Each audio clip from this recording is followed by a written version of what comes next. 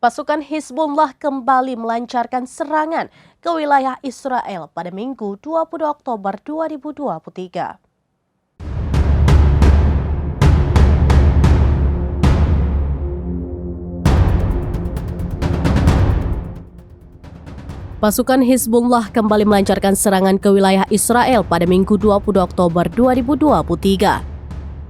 Dalam serangan itu, pasukan dari Lebanon itu menyerang posisi Israel di Al-Bayad dan Al-Malikiyah. Hizbullah mengklaim bahwa kedua posisi Israel itu diserang menggunakan rudal anti-tank. Bahkan akibat serangan mematikan itu, kepulan asap tebal terlihat di Al-Bayad. Sehari sebelumnya, Hizbullah juga melakukan serangan terhadap pos komando dan observasi Israel di Yiftah. Keterlibatan pasukan Hizbullah ini membuat pasukan pertahanan Israel atau IDF merasa tersudutkan. Juru bicara IDF, Jonathan Conricus pun mengatakan bahwa Hizbullah berisiko menyeret Lebanon ke dalam perang.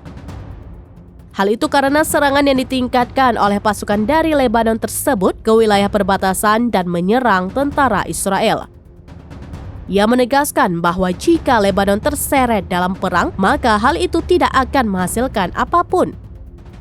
Justru nantinya Lebanon hanya akan mengalami kerugian besar, kata Conricus. Selain itu, Conricus juga menyebut serangan besar-besaran yang dilancarkan Hizbullah hanya akan memperburuk situasi perang antara Hamas dan Israel. Ia juga mengakui serangan yang diberikan Hizbullah sangat berbahaya. Pihaknya juga melihat semakin banyak serangan yang dilancarkan oleh Hizbullah setiap harinya.